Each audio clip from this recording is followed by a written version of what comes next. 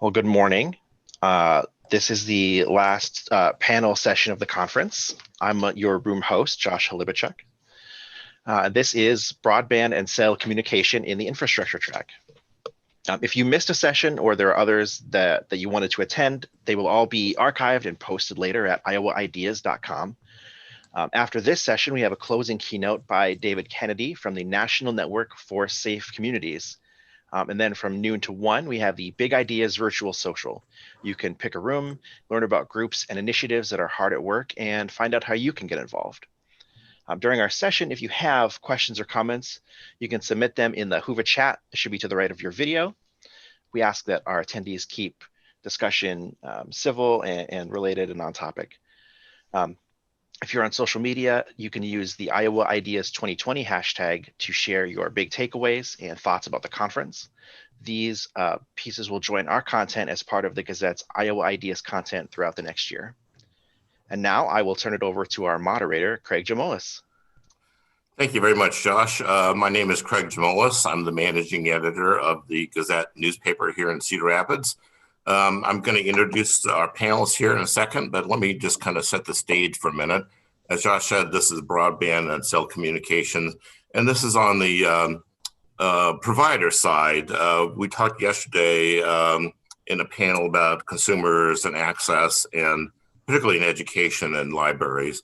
And our session today will talk mostly about access for the, what the cell phone companies and internet companies are doing to continue to provide access, which is increasingly vital.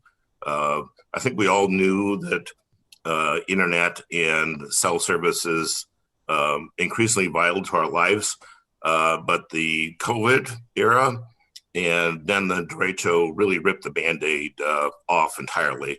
And suddenly we were either without or with spotty service, and all of a sudden life came to seemed like it came to a screeching halt. So who we have with us today are some of the biggest influencers whose companies helped get us back on the saddle again. We relied on and worked. The companies worked like crazy to get us back in operations. We have with us Steve Purcell, who is the Group Vice President of Mediacom Operations. He oversees most of Iowa, plus Missouri and some of Kansas. And Steve, I think you've been in Cedar Rapids, bivouacked to Cedar Rapids pretty much since the Derecho. We also have Mike McDermott with us. He's Executive Director of State and Local Government Affairs for Verizon Communications. He oversees 5 states, including Iowa. And we also have Kramer, who is the CEO of Cellsite Solutions. He's not only the CEO of the company, but he founded it. And it's now grown to something around 6 employees in the Cedar Rapids area. And he works with both Verizon and Mediacom on our panel here today. And so there's probably no indication, a better indication of the growth of cell phones and internet than the growth of Carter's company. And the fact that it's grown by leaps and bounds and now is I believe, the largest domestic supplier of equipment for those industries. Let me start off by asking, and this is open to anybody, you guys are going to want to make sure you unmute yourself. I just want to get a flavor of kind of what's happening on the ground now after the Derecho came through and essentially had to start over again in a lot of respects. What are your companies doing on the ground now? Are you mopping up, or are you done, or are you still out there toiling away?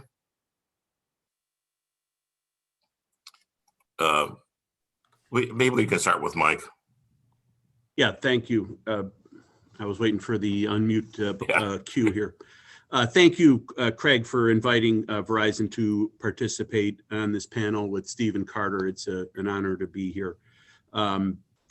We have been actively repairing our network almost from the moment the Derecho event had ended, assessing the status of the network, dispatching crews to make sure that the cell sites that were affected had the generators were working, the power was working as a alternate power, making sure that the generators were properly fueled, and then began the process of assessing the damage.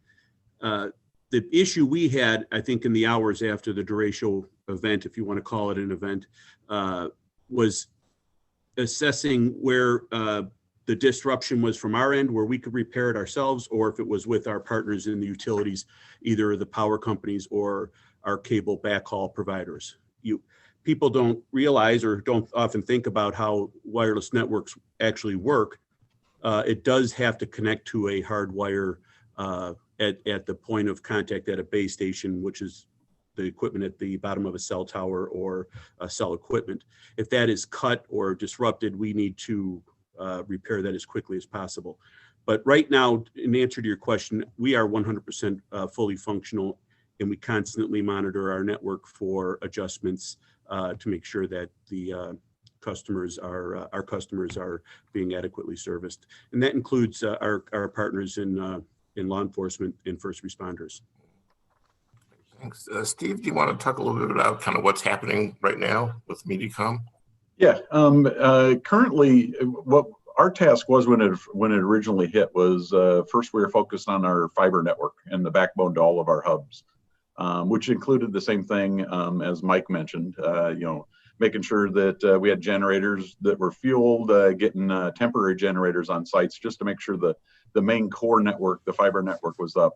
We spliced that first evening throughout the night almost 400 counts of fibers to get the backbone up. We do provide backbone to almost 195 cell towers in eastern Iowa.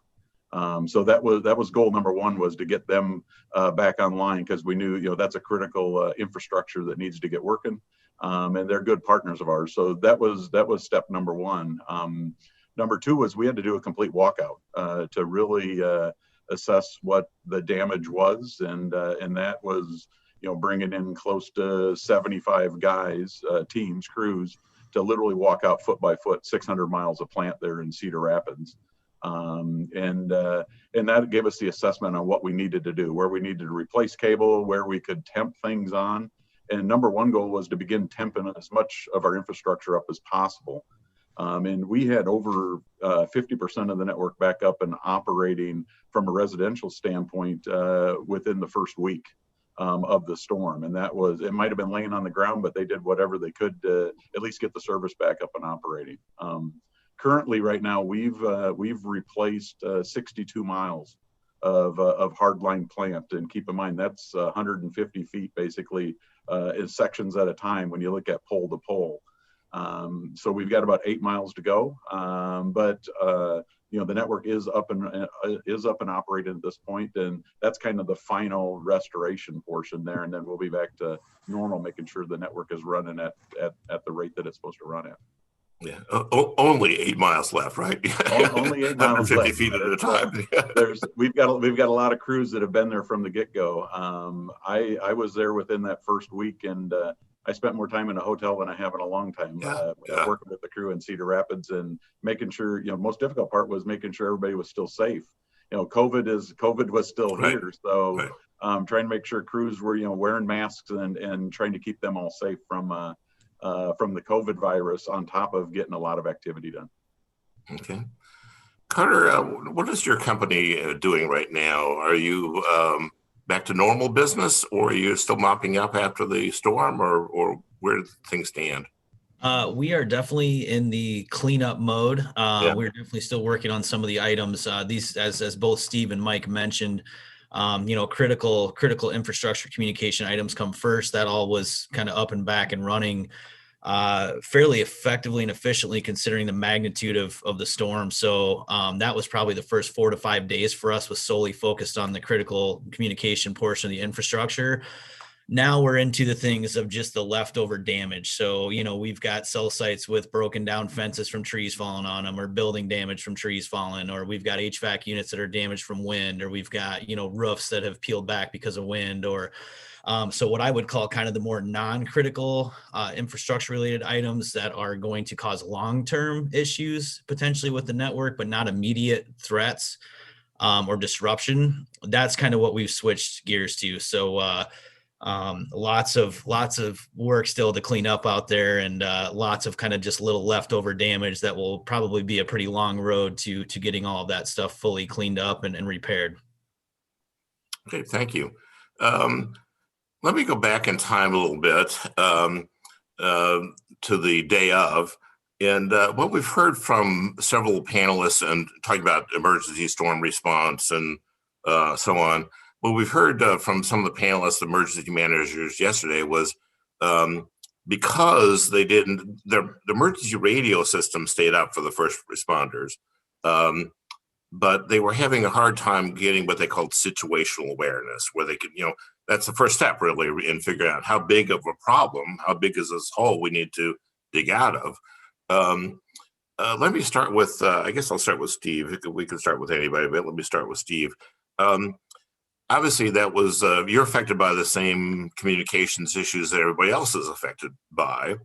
How did you, I guess if you go back in time, how did your company get a sense of what task laid before it? I mean, did you know immediately that this was going to be a huge deal, or was it, did it take some doing since the communication was so spotty to be able to figure out, okay, how big of a hole is this? We knew, keep in mind with our infrastructure, we watched the storm. I was in our office in Des Moines, and we had some very large damage also, for example, north of Ankeny, and going through Marshalltown and going through Belle Plaine. And we watched as it rolled through, with the understanding that at the rate the winds were going, getting from, the technicians were letting us know that we're in the field, exactly what was happening, because they were literally in their vans out in the field when the storm came through. And such a surprising storm where that it was supposed to be just a general general thunderstorm coming through, and then all of a sudden about 30 miles west of Des Moines it just picked up this massive speed. Now our networks, we're able to track our networks. We've got our NOC is here actually in Des Moines, in my office, and they were able to see as nodes were dropping off, and we began at that point knowing that this was a major issue, as you've seen the quantity of nodes dropping off immediately after the storm went through. And then our first deal was to connect with the utility companies, and we worked very closely with Alliant in Cedar Rapids. We even had we had basically kind of a task room that had an entire, we put up, first thing was entire mapping of the Cedar Rapids system. And we were highlighting out where the utility company was, working directly with them. So we knew where we could go next and create an plan on how we went from point A to point B through the city of Cedar Rapids. Yeah, I want to talk about that logistics of it here in a bit, but let me talk a little bit also, just looping back to the situational awareness aspect of it. Mike, how did you immediately get a sense that you had a gargantuan task in front of you, or did it take a little bit of time to figure out, like a lot of us did, what in the heck we were dealing with? That's a great question. I think as many of those who are listening today to this discussion, we don't have a lot of advanced warning about a derecho. Right. Certainly a hurricane starting out as a tropical storm somewhere deep in the Caribbean comes up to the Gulf of Mexico, you could have a good week, 2-week run up before the models dictate where the hurricane will come ashore. The only thing we can look for are indications that a derecho are possible, that there's conditions are ripe for an event. So similar to what Steve said, Verizon has a national network operations center called a NOC, and that alerts us to when an event happens. We can assess pretty quickly from the knock just how significant the event was and how broad and how extensive. These could be anything from a thunderstorm to a winter storm to a derecho, a tornado. We can tell very quickly how adversely affected our network was. We also have something called a crisis management team, a crisis response team. Once an event happens, we marshal that team and together they immediately assess the damage and then dispatch equipment and personnel to go out and make sure that the backup power is working, that the cell sites are functional. And we do that as quickly as possible, working with our partners, with the utilities, as Steve said, and our partners, our subcontractors, all hands on deck kind of an approach. You know, you mentioned hurricanes, and obviously in a past life, I spent most of my career at Florida newspapers, so I'm more familiar with hurricanes than I'd like to be, dating back to Hurricane Andrew. The thing about hurricanes is that, like you say, there's a lot of warning. You may not know exactly where it's going to hit, but you kind of know it's going to hit South Florida, North Florida, come in the Gulf, something like that. And a lot of utilities and other communications companies can pre-position employees and crews and take some preemptive measures so that as soon as the wind's clear, they're out there. Not the same thing with the derecho. I can ask this question really pretty much anybody, but let me ask it of Carter here. With the lack of warning, essentially, just, you know, I think we probably got 20 minutes notice that something bad was coming our way. Carter, in terms of like a equipment standpoint,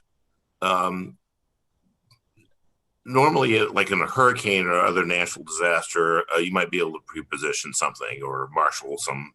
Did you find that from an equipment standpoint, that you kind of had the rug pulled out from underneath you, or how did you respond to that little bit of warning and the fact that you needed to swing into action right away? Yeah, great question. You know, I think that when a situation like this happens, one of the really fun things to watch is to watch people from other areas and other parts of the country pitch in, and everybody kind of move very swiftly together to make things happen. So within a 24-hour period, we had actually taken in over 100 generators into our facility from other locations, places like, you know, Missouri, Illinois, Wisconsin, Nebraska, other markets for folks in the wireless and wireline world. So what we did is we created basically a hub facility. As I think a lot of people in our area know, you know, we own the Hawkeye Downs property. We took about a 6-acre piece of dirt out there and prepped that for equipment delivery and staging. So all those 100 generators came into one location. We set up 2 500-gallon diesel fuel tanks, 2 500-gallon unleaded fuel tanks. We had all that stuff set up within a 24-hour period so that technicians, our technicians, as well as the carriers' technicians and other people working in the market, including utility guys, could come in there, pick up a generator, get their fuel. As you guys know, you couldn't pump fuel. I mean, there was, with no power, a lot of the fuel pumps were not working in town. So you know, I think we did a pretty good job of working together with some of those surrounding markets and surrounding areas to create one hub location where everything could be located. If you needed something, somebody else there could help you. There's an opportunity for people that maybe normally wouldn't, you know, reach that olive branch out to one another, kind of tend to do so in a situation like this to make sure that we're making progress. So, the equipment showed up really, really quickly. And that was one of the most critical parts of this, is that, again, as both Steve and Mike and yourself had mentioned, Craig, that the amazing thing to me is that normally, yes, you know, hurricane, we've got a week, we're moving equipment, where we've got trucks rolling, we've got plenty of time to kind of get a plan together, get a staging area together. This was literally, we were driving out of town to get cell service to be able to communicate with some of the folks in other parts of the country to make a plan. We did it all very remotely and very quickly. But just by creating that one hub location, people knew where to go. People knew where to find other people that they could communicate with on kind of where people had been, what sites we had been to. And then, of course, luckily for us, that wireless network for the most part in Cedar Rapids within a 24-hour period was pretty well back up and functional to at least a level of usability. So it was cool to watch how quickly it happened. The 20 minutes afterwards, there was definitely a thought in my mind of, what are we going to do? I mean, we've got some equipment here, but nothing to be able to handle the magnitude of what this storm had left behind. So there was definitely a little bit of a heart attack moment in there. How are we going to get all this stuff here?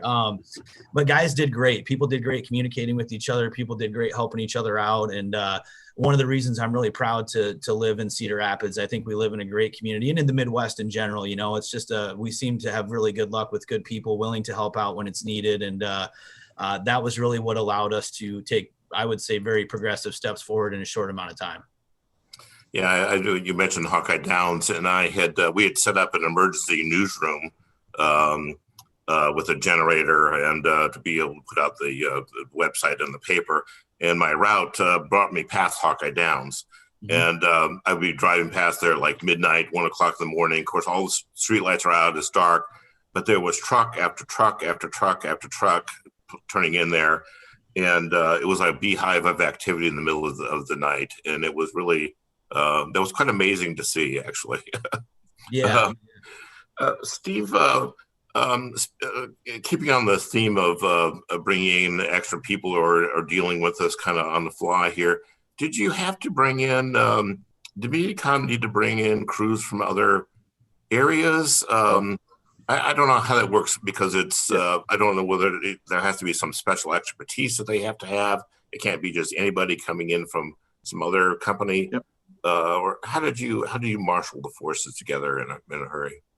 We operate in, we've got 22 states we operate in, but a lot of them are centered here in the Midwest. So first thing we did is we had technicians, system techs with their bucket trucks and the ability to rebuild plant or get things temporarily done from Southern Missouri, the Springfield, Missouri group, and from Indiana and from Minnesota, as far north as the Iron Range up in northern Minnesota. We had trucks coming down immediately knowing that we were going to have to, get into easements with bucket trucks and do a lot of temporary work. We've seen a lot of guys having to gaff poles just because there was no way to get trucks in there in the rear easements. We have operations, and I grew up in Iowa, but I was down in Florida for a while. And the other thing that you experienced there was that, storms and hurricanes and things, not that they're normal, but it kind of cleans out, trees and things like that. You don't see a lot of communities on the coastline that have so many grown trees and so thick through neighborhoods that you did in Cedar Rapids. And, that adds to what, the storm that you're facing is. There just was so much tree damage that, I can remember I was driving down in the southeast part of town and literally a road that would have had 2 lanes of parking and 2 cars going through was down to almost a 1-lane road because there was so much tree debris in the way and stuff. And so that's one thing that's different here from the hurricanes, that's for sure. And then when you're talking about fuel, that was our first concern. And we did the same thing. We had a 500-gallon fuel tank that we had brought in because we did have generators at our office, keeping the office going. And we could actually refuel all of our trucks and things like that in order to keep them running because you couldn't find a lot of stations that had power to be able to pump. So there was a lot of quick efforts, and a lot of people came in from, I was taking, to be honest, I was taking the guys' clothes to the laundromat because, they thought they'd be here for 5 days and go home for the weekend and then come back. And they seen the magnitude. It's like, can you please stay? And they did. Yeah. And we took their clothes to the laundromat and got them laundered, and they kept rolling. I'm familiar with the gas situation. I didn't know if I was going to have enough gas to get home one night, and out of the blue, there was a gas station open all by itself in the lonesome at 1 o'clock in the morning, and no waiting. I pulled right up. So I was lucked out there. Craig, if I might, this is Mike. Yeah, sure. A couple of points I wanted to raise. One was Verizon had dispatched what we call, our network team likes to call barnyard animals, a Colt, which is a cell-on-light truck, which we can deploy strategically to fill in gaps, especially in densified areas where you have a lot of people using their wireless devices. We also have something called a cow, which is a cell tower on wheels, a cell on wheels, they call it. So we could strategically place those in areas where there's heavy usage or expected heavy usage to take the pressure off the network, especially as it constricts after an event like that. But Steve raised a very good point about the debris that was in the wake of the Derecho. A tornado. We've seen every stripe of natural disaster that you can imagine, from flooding to tornadoes to blizzards to hurricanes to derechos, and we can prepare to meet those challenges. But the number one task that we have is making sure that our people are safe. And once we know they're safe and we're able to dispatch crews to start to repair the network, getting access to the affected areas is critical. So a tornado, as devastating as it can be, and if anyone's ever been through one, I hope you and your family were safe, but they're relatively narrow in scope. So often maybe a mile wide and may go for a few miles or more down the road. This derecho, I think, covered several states in terms of its path and the magnitude of it. And we had difficulties in the first hours after the derecho getting access to our equipment because the communities were trying to make sure that people were not going into harm's way. Mm-hmm. So once we were able to work through those processes and get access to our sites, we were able to assess the damage, get the generators going, get the network back up and running. But I think it's important to note that making sure that our employees are safe, their families are safe, the public is safe. We have a series that we go through to make sure that these safety measures are in place and that we're able to get access. But sometimes right after an event, getting access to our equipment, our sites is often predicated on law enforcement, first responders allowing us access to the community. And let me touch on that a minute, because I think that one thing that Mediacom and Verizon have in common is that you need to have you need to work in tangent or in cooperation with law enforcement and the electric companies, the power companies, utilities. And I just wonder if you could talk about the logistics part of it a little bit, because I think it's interesting that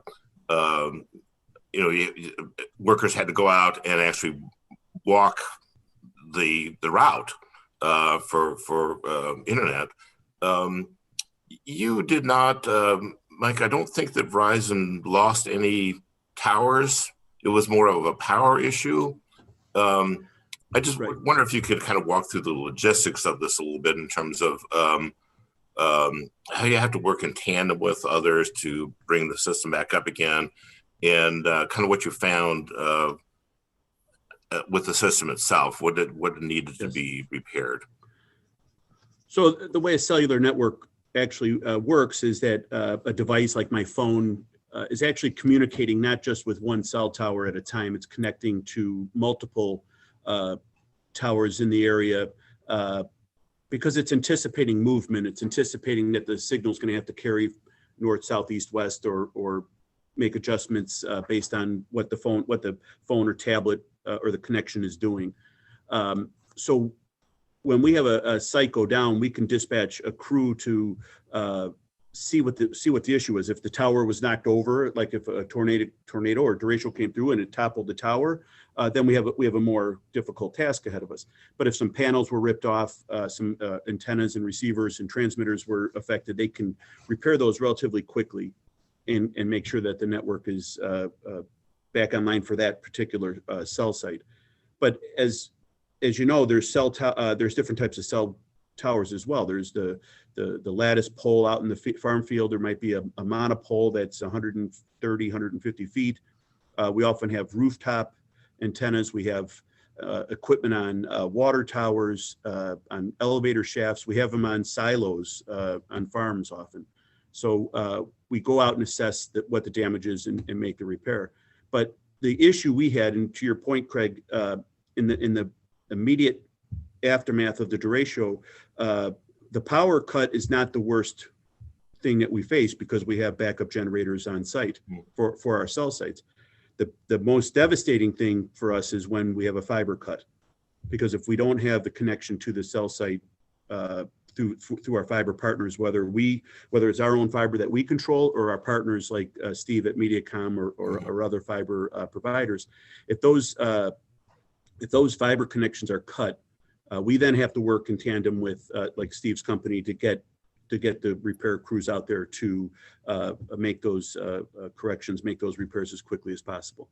So power is not the worst of it. It's bad, but it's something we can keep going with generators as long as we have access to fuel. But if there's a fiber cut, we have a more exigent problem we have to solve for.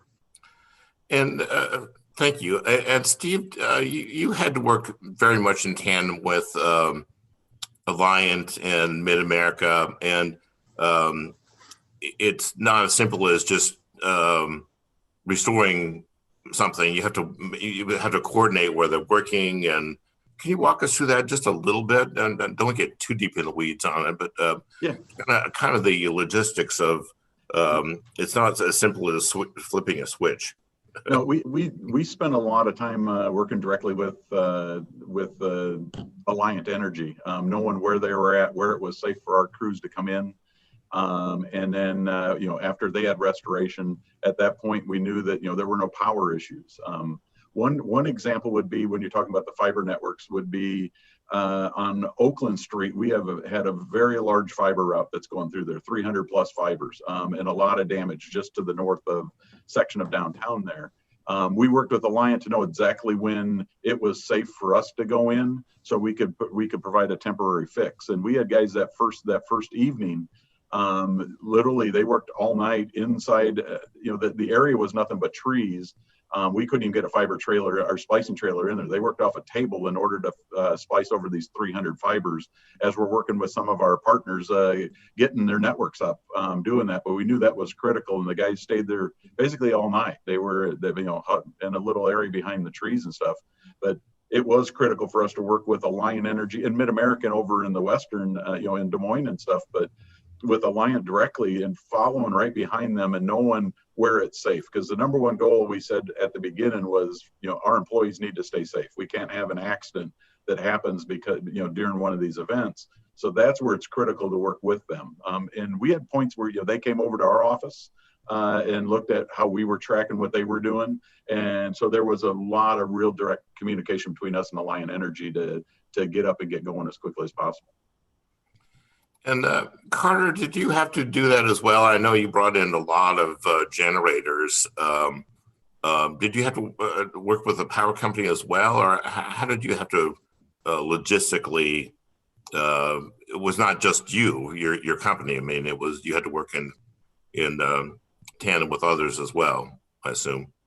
Yeah, absolutely. This is the time that the communication flow has to be wide open. I think for us, one of the biggest things we're trying to do is that as sites come back online from a power perspective, that allows us to reutilize some of those backup generators, other equipment at other sites that maybe still don't have power, or maybe we can get to some areas that, again, this might not be a critical location for one of our clients, but so it may kind of have fallen to the wayside, knowing that, again, it wasn't critical, but like Mike said, if they've got colts, cows, things of that nature deployed because of bandwidth, every single site that comes up can hopefully take some of that pressure off for the network as a whole.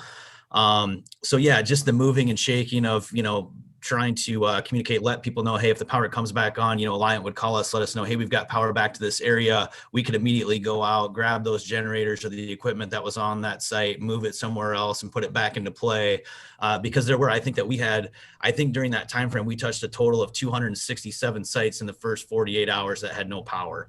And like Mike said, we've got battery backup on most sites that we deal with for our clients. And then after the battery backup, you've got the backup generator situation on most of the sites, at least some of the sites.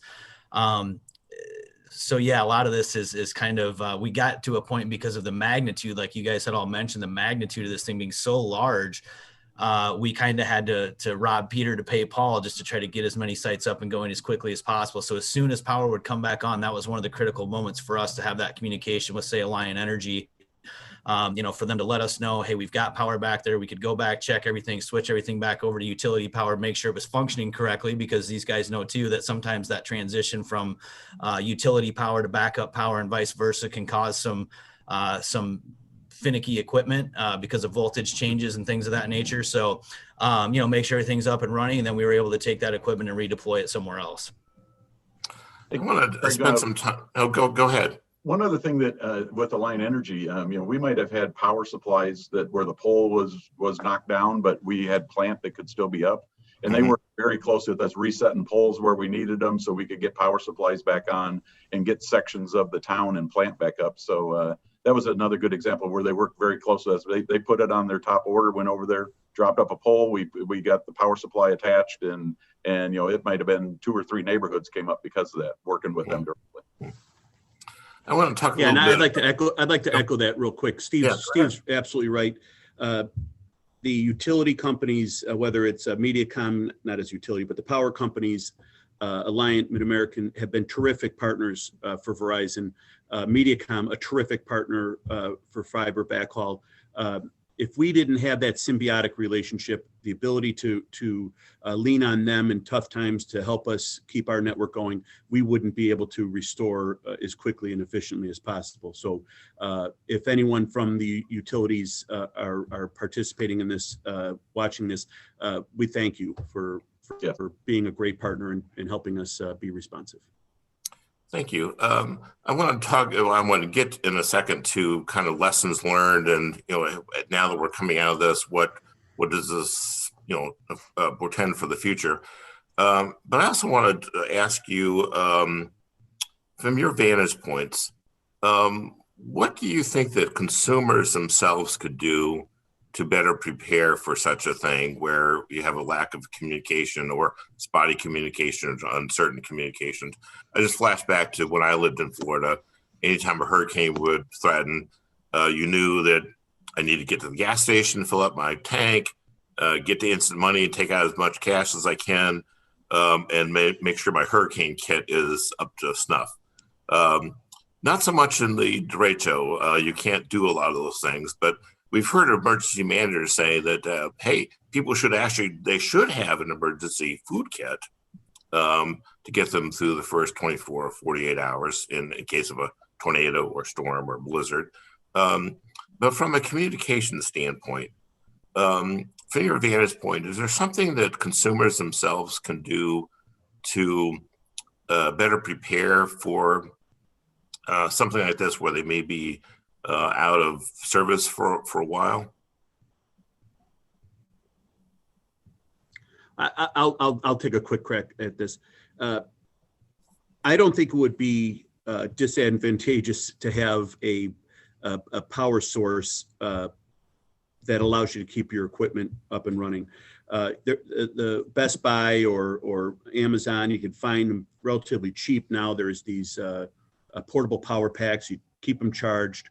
They'll hold the charge for quite a while. And some of them actually hold as much power that you can keep a laptop going. You can definitely keep your tablets and your cell phones working. So if you have the ability to purchase one of those, keep them charged, check them once in a while, whether, glove box or keep them somewhere in a drawer, somewhere easily accessible. But the phones only work, the tablets only work, your laptops only work if you have power. And if the power's out for a few days, you want to have a way to keep your devices charged. So alternate power is very, very critical. Yeah, I saw a lot of people out in their cars charging up their cell phones in the middle of the night. Of course, you run into the gas problem. So we have battery backups in our power supplies. So there's, and then we have the ability to even use an inverter in a van to keep a power supply up. And what we did have was a lot of areas where our plant was still up, but overall power was down. So if somebody would have had, for example, a generator at their household, their modem would have still been up and running, service would have still been working during that original time period when things were down. So that would be, I think one thing is, having some sort of a backup power source at the household would have helped in this matter in some locations.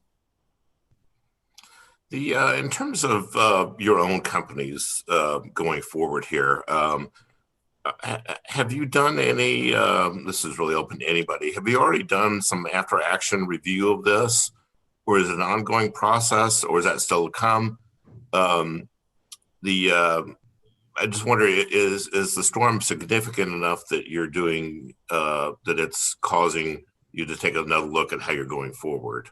Or is it an ongoing process where you're constantly looking at how do I respond? How do I position for the future? I really want to try to get to kind of, lessons learned after the storm. Is there a way of, are you going to do business differently? Something in your business function differently than you're doing in the past because of the storm? Or is it something that just fits into continuous improvement? Well, I think that, is that for anybody or yeah, that's for anybody. Yeah. I think after an event like the Derecho or a hurricane or a flood, there's always lessons learned. There's always a post-mortem. There's always a look back to see what could we have done differently, more efficiently? What could we have done better? How could we have protected the network differently? So there's always an opportunity to take an event and learn from it and make adjustments to make it better if there is an event again. And I think that to Carter's point about staging for access to fuel, for a meeting place, you constantly are looking at your emergency response plan and making adjustments based on lessons learned from an event like that. So we are always looking for ways to improve and get better and be more efficient and be more responsive for our customers. And I think that's a great question, but we wouldn't be very smart if we didn't take an opportunity to learn from something bad and try to make something good from it by doing something better. Is there anything in particular that you're looking at in terms of, hey, we need more of this equipment, or we need it at a different location, or we need to do some different kind of training? Is there anything in particular that you might be looking at Verizon? Well, you could certainly look at the Derecho and say that this is a typically a summer event. A tornado is typically a summer event, could be spring, could be fall, but usually happens when it's in warmer climates.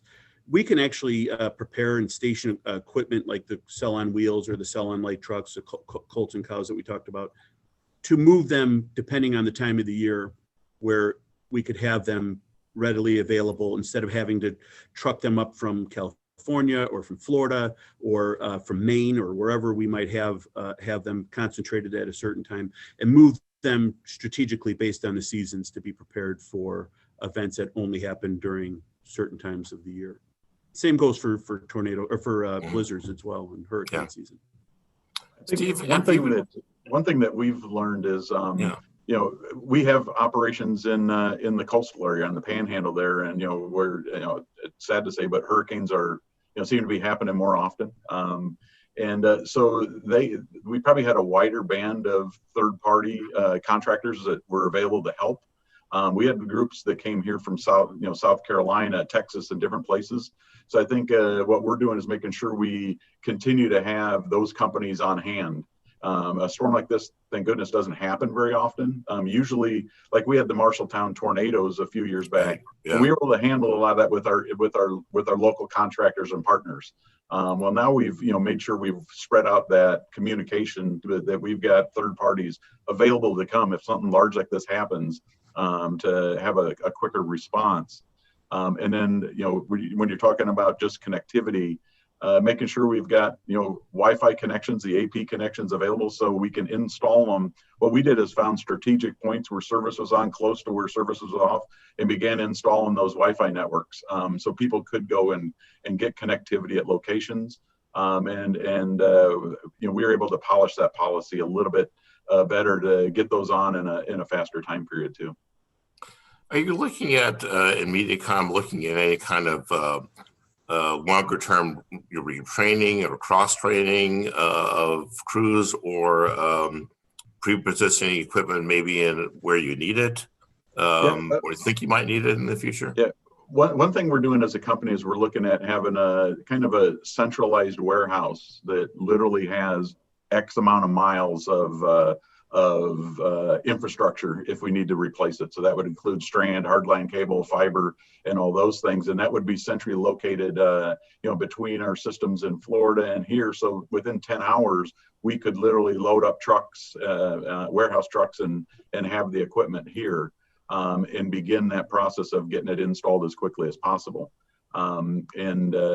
That's and the other portion is we're actually looking at aerial crews are more difficult to find. I mean, you think about it, all construction now is mainly underground when you're looking at new build and all that stuff. So we're actually looking to increase our internal aerial crews that will become our disaster relief program. So if we've got them spaced out throughout the United States in our 22 operating centers, those crews would also know that when there's a storm, guess what? They're first on duty. They're going to head down there, whether it's going down to Florida or whether it's crews coming up here. And that way we can really manage that process ourselves quickly.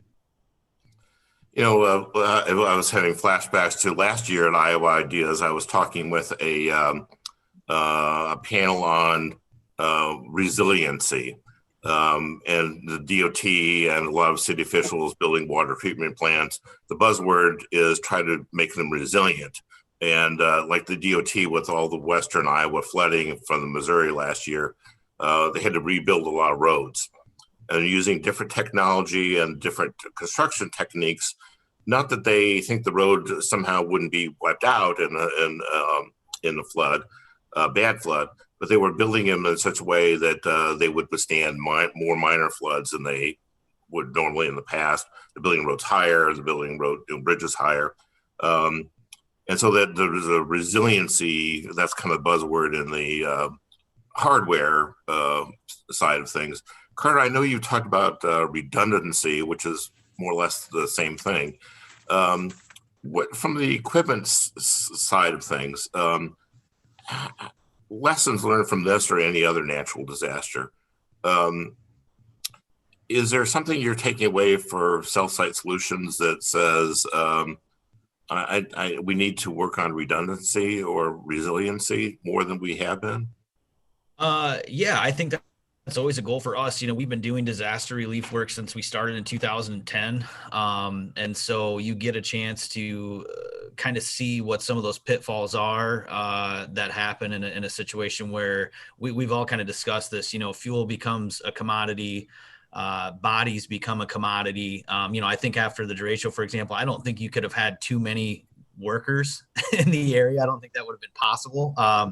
So one of the things that we've really tried to work on is diversification of our skill sets, right? Diversification of our staff. What the reason for that, Craig, what we're trying to accomplish by doing that is that when guys arrive to a site that's in distress, they have enough skills to be able to handle multiple different issues that could be the reason that particular site's not online.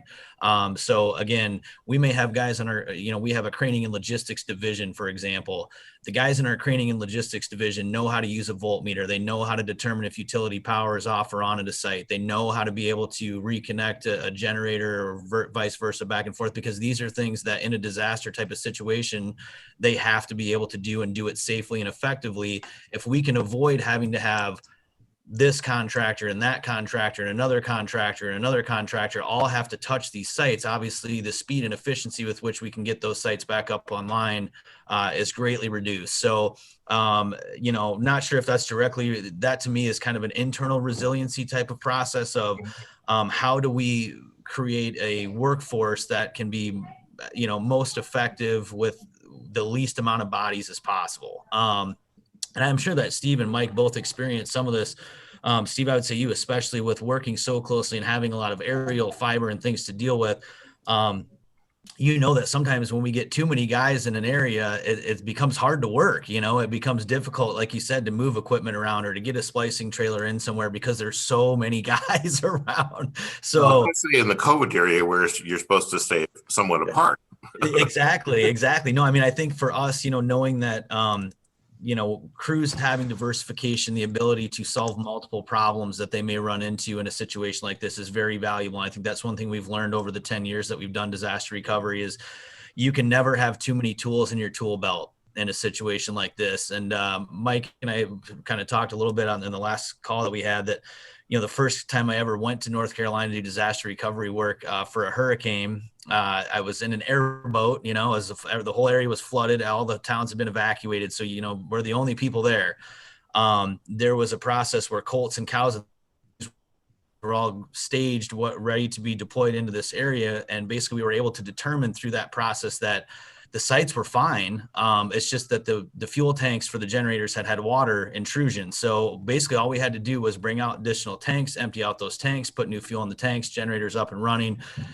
Now, Verizon can deploy those assets in areas that are much more critical. So each and every site becomes very critical. So if we would have gotten to that site and we would have not been comfortable to understand what that process was to empty that fuel tank and refill it, now they have to send another contractor. They have to send another boat out there through a flooded area.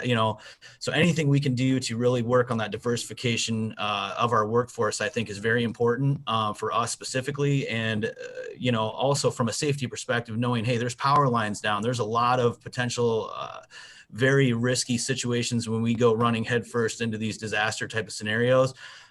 We've got to have guys out there that understand the risk, that understand what the potential downside is of going into some of these very highly affected areas, and know what to do if they run into something that they're not comfortable with. If they see something that they're not comfortable diving into or moving forward, we have to have that process in place for those workers to know who to call. This goes back to working with the people at Alliant, working with people, like Mediacom, like Verizon. Hey, if we see something in your area that we find very concerning, for Steve's a great example. We may have seen, some areas where a tree fell down and a branch went right down into the ground, and we could physically see that the fiber was cut, right there where that tree was in the dirt, where we're trying to get it off of an access road. We pull it up, you can see that the fiber has been damaged.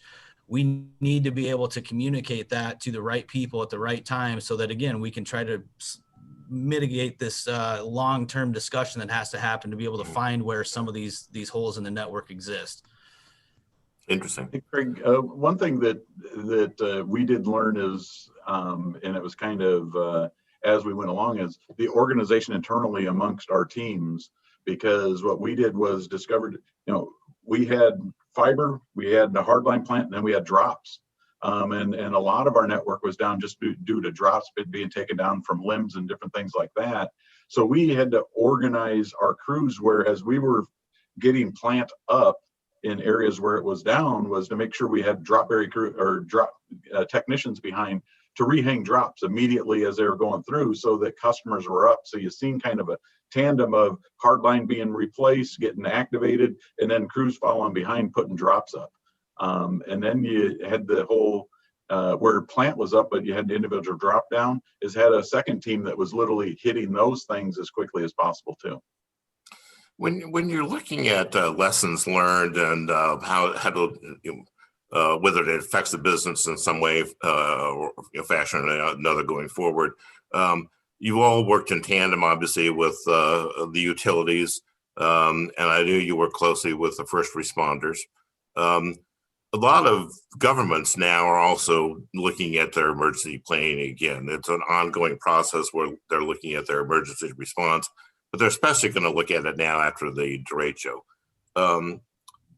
Knowing the cohesiveness that needs to happen with communications and emergency planning, have you guys been asked to be involved in the government emergency planning, or are you on your own, or how's that communication going on with working with the government emergency planners? Because you're not in a vacuum, right? It's all together. Are they reaching out to you, or are you reaching out to them, or I'll jump how does that stand? Yeah. So we at Cellsite Solutions just recently, one of the projects we just completed was we just built a new E911 network for Dubuque County. Counties, municipalities, things of that nature, constantly re-upping, revamping. The two-way radio communication world, which is a little different than the cellular world, but there's a lot of similarities there, and obviously the network and the infrastructure and what it looks like and how it functions. So we have actually been involved in some of that a little bit more frequently. I think that one of the cool things that I've seen in my time from a construction world, kind of looking from the outside in, is something that Mike mentioned previously as well in another discussion, was talking about the prioritization of the network. That's something that we are really starting to see a huge influx of the equipment being changed out to create this prioritization of the network, meaning that if somebody, I'll use an Iowa game as an example, because I think this is a good example a lot of us have experienced. You go down to Kinnick Stadium in a normal year where we're going to home games and the place has got 40, 50, 60,000 people in a small area. You go to try to call out or send a picture to your buddy. There's not enough bandwidth there to be able to handle the amount of people all trying to flow through that pipe. So the prioritization would allow if I'm there with my dad and he has a heart attack and I call 911, that phone call is going to go through. And that's a great piece of technology that we're getting involved in, changing out some of the equipment now for municipalities, for some of the carriers, to allow that prioritization to take place, so that when the network is stressed or the network is overrun, we don't have to worry about people dialing 911 without the ability to get to the other end. So that's one of the things we've worked on a lot in the last couple of years, and I'm excited about that. I think it's cool to see that technology coming into place. I'm not smart enough to be a radio frequency engineer and figure out how all that works, but I definitely think there's a great need for it. We all know not many people are dialing 911 from a landline anymore. If they do, it's going through fiber and not through an old school telephony wire. Yeah. So I think that seeing that integration, that technology has been really fun and really cool. And I think that's something that's going to improve these disaster recovery situations in the future. Thank you. Does anybody else want to weigh in on this in terms of working? How closely are you working with emergency coordinators from like Cedar Rapids and Lynn County and other counties around here, and coming up with an emergency plan or retooling the emergency plan? I think we from actually our have end, dedicated. Go ahead, Steve. Go ahead, no, Mike, go ahead. No, I beg you to go. From our end, we definitely, we were working with the city closer than we have, trying to figure out communication tools, not only to our customers, but, some of these folks were a vital backbone for delivering services to facilities. And that was part of our main concentration point on the fiber network, knowing that, the enterprise type customers, we had to get the fiber network up first. That would actually bring a majority of those, because most of those are run on fiber. And so that was, critical point number one for us. That's why our number one focus was getting all our nodes up and active, and getting all our hub sites up and active, whether by generator or not, in order to help fulfill, get those major operating centers that we're connected to up and operating. Thank you. Mike, do you want to add to that? We're almost out of time, but not quite. Well, I appreciate it. I'll try to be brief. Carter's right, and I appreciate that he raised the issue of call prioritization. We can program our network that our first responder partners, whom we have a very good, solid working relationship with across the country, first responders from the fire departments, police departments, ambulances, you name it. In fact, even the federal government, we can program our network that if a call is being made from that device, that phone number, that will get priority access to our network, especially in critical times like during an event. So we actually have a dedicated group of account managers that work with our first responder partners to identify what their needs are, what equipment they could use to better do their jobs. As our network evolves with new technologies coming on, we think that it's going to be even a better experience and a better relationship with our first responder partners. Good. Well, thank you very much. And this will conclude our session on cell phone and internet infrastructure. Thank you very much for carving time out of your busy days. I know everybody's slammed these days, although some of us don't have weekends starting right away. But hey, I want to thank all of you for taking time to participate in our conference here today and make it a success. And thank you for your insights and expertise. At 11 o'clock, we have the closing keynote address coming up from David Kennedy.